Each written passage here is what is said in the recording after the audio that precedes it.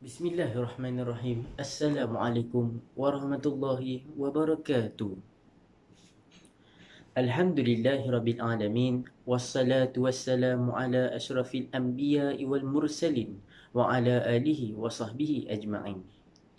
Terima kasih kepada saudara pengurusi majlis yang saya hormati, barisan panel hakim yang arif lagi bijaksana, saudara penjaga masa yang cakna dengan randiknya, warga pendidikan bermisi, seterusnya warga intelektual penerus wawasan negara. Tampilnya putera generasi bervisi ini kerana ingin mengalunkan seuntai kalam madah terbilang yang berjudul Bulat Air kerana Pembentung Bulat Manusia kerana Muafakat. Menurut Kamus Dewan edisi keempat, betung ialah sejenis buluh yang besar dan membetung ialah membubuh paip untuk saliran air atau kumbahan. Manakala pembentung pula bermaksud orang atau alat untuk membentung. Eloklah kiranya saya singkapkan sebahagian rahsia peribahasa Melayu ini sebagai pedoman rakyat Malaysia bagi menepani cabaran revolusi industri 4.0 kini. Warga Dewan Penerus Wawasan. Pertama, nilai penerimaan dihayati, muafakat sejagat dikecapi. Dunia memperakui uniknya potret kejayaan Islam suatu ketika dahulu dilakari warna-warni muafakat dalam kepelbagaian.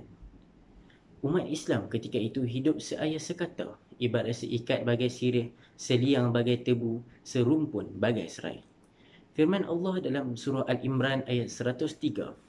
A'udzubillahi minasyaitonirrajim wa'tasimu bihablillahi jami'an wa la tafarraqu. Maksudnya, berpegang teguhlah pada tali Allah dan janganlah kamu bercerai-berai.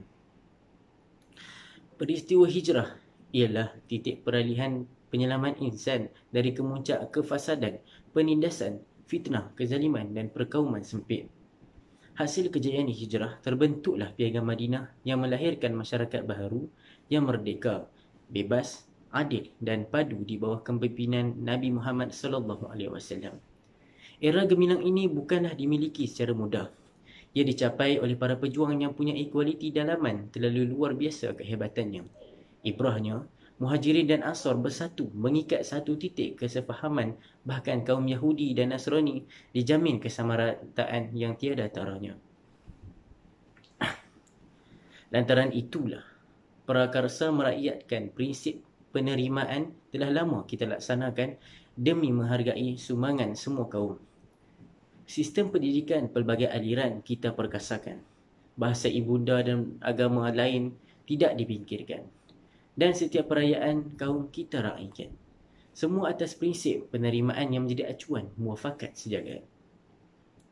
Benarlah peribahasa Melayu bagi aur dengan tebing. Kedua-duanya saling memerlukan umpama isi dan kuku yang sukar dipisahkan.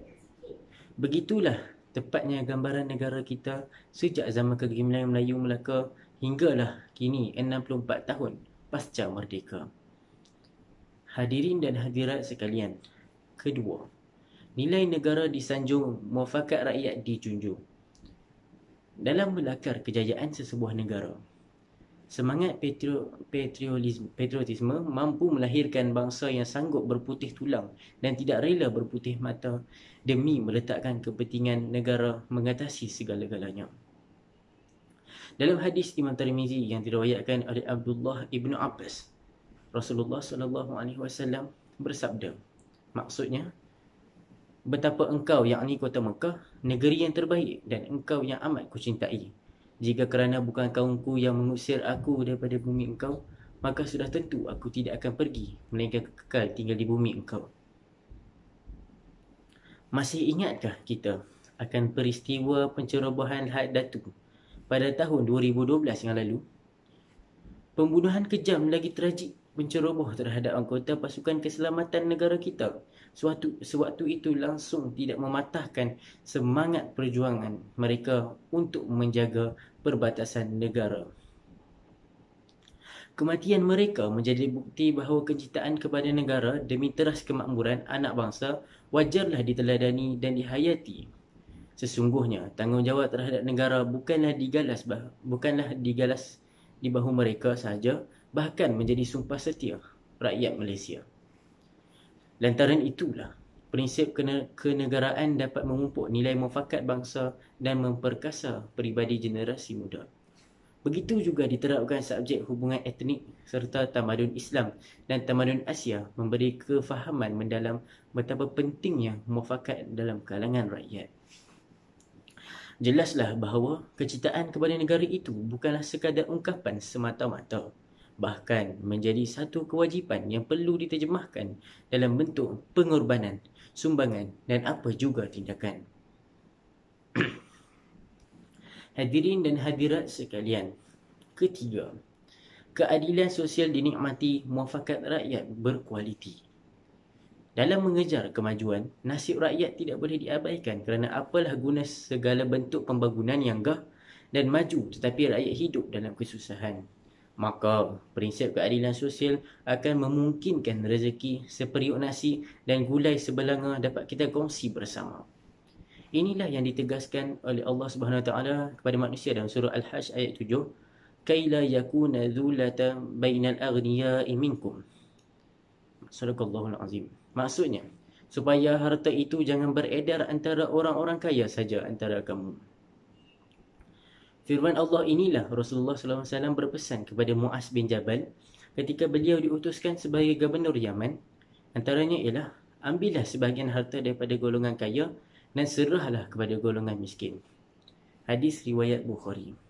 Hadis riwayat Al-Bukhari. Hari ini dinamakan sahaja daripada bantuan sara hidup Skim Perlindungan Nasional B40 dan dana rumah mampu milik BNM 2019 membolehkan agihan ekonomi lebih sekata dalam memenuhi keperluan tanpa mengira bangsa. Inilah yang dinamakan muafakat dalam keadilan sosial. Terbuktilah, keadilan sosial memakin teras kemakmuran dan kemuafakatan yang menjamin peningkatan kualiti kehidupan rakyat Malaysia. Kesimpulannya, hadirin sekalian, di mana bumi dipijak, di situ langit dijunjung. Ayuh, kita tunaikan tanggungjawab kepada negara dengan menghayati semula nilai penerimaan, kenegaraan, keadilan sosial dan nilai-nilai murni. Bersama-samalah kita, rakyat Malaysia, berjuang demi melahirkan bangsa Malaysia yang sentiasa ikhlas bersatu. Perpaduan diibaratkan seberkas lidi yang kukuh apabila diikat kuat, sebagaimana perpaduan rakyat Malaysia. Maka, di sini benarlah bahawa bulat air kerana berbentung, bulat manusia kerana muafakat. Sekian, wabillahi taufiq wa hidayah. Wassalamualaikum warahmatullahi wabarakatuh.